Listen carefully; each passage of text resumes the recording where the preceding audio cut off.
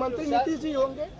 मुख्यमंत्री के चेहरे के तौर पर लोक जनशक्ति पार्टी रामविलास, जैसा मैंने कहा और जिसका जिक्र केंद्रीय गृह मंत्री जी के द्वारा किया गया था कि तमाम विधायक बैठेंगे और संविधान की मर्यादा भी यही कहती है कि तमाम विधायक ही इवेंचुअली चुनने का काम करते हैं। चुनाव आयोग की जीत है, एनडीए की जीत नहीं है। अब इस संस्था पे आपको विश्वास नहीं है तो दूसरा रास्ता क्या है? न्यायालय पे जाना। आप जाइए, मैं चुनौती देता हूं एसआईआर के खिलाफ। आप जाइए, सुप्रीम कोर्ट का दरवाजा खटखटाइए अगर आपको इतनी ही आपत्ति है। मुख्यमंत्री नीतीश जी होंगे। मुख्यमंत्री के चेहरे के तौर पर लोक जनशक्ति पार्टी रामविलास, जैसा मैंने कहा और जिसका जिक्र केंद्रीय गृह मंत्री जी के द्वारा किया गया था कि तमाम विधायक बैठेंगे और संविधान की मर्यादा भी यही कहती है कि तमाम विधायक ही इवेंचुअली चुनने का काम करते हैं। ऐसे में मैं अगर अपनी पार्टी की तरफ से कहूं, क्योंकि अब हमारे विधायक दल के नेता यहां पर आ गए हैं, वो अधिकृत तौर पर भी ये जानकारी आपके साथ साझा करेंगे कि हमारे विधायक गठबंधन के नेता के तौर पर किसको चुनते हैं, और मुझे लगता है कि ये जानकारी जल्द आप सबके सामने आ जाएगी।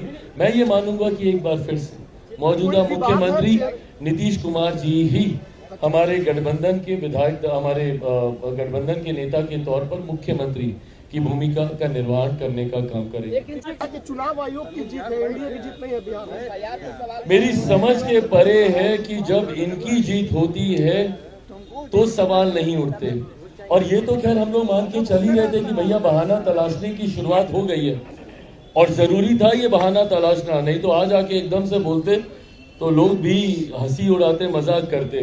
तो इन्होंने एक लंबे समय से बहाना तलाश कर लिया था एसआईआर को लेके। आज मैं पुनः डंके की चोट पर इनको चुनौती देता हूं। अगर एसआईआर से इनको इतना ही ऐतराज है और चुनाव आयोग पे इनको भरोसा नहीं है, भाई सरकार तो कुछ कर नहीं सकती ना इसमें, ना हम 3 में है ना 13 में है। केंद्र सरकार का एसआईआर से कुछ लेना देना नहीं है। ये फैसला चुनाव आयोग के द्वारा लिया गया है, जो स्वतंत्र संवैधानिक संस्था है। अब इस संस्था पे आपको विश्वास नहीं है तो दूसरा रास्ता क्या है? न्यायालय पे जाना। आप जाइए, मैं चुनौती देता हूं एसआईआर के खिलाफ। आप जाइए, सुप्रीम कोर्ट का दरवाजा खटखटाइए अगर आपको इतनी ही आपत्ति है। सिर्फ आना, पीपीटी प्रेजेंटेशन करना और इसको लेकर भ्रम फैलाना, जनता ने नकारा ना आपके भ्रम को। 10 दिन 12 दिन यहाँ पर आप घूम फिर कर गए, क्या हुआ? और आपके खुद के अपने कितने साथी आपका साथ देते हैं भैया?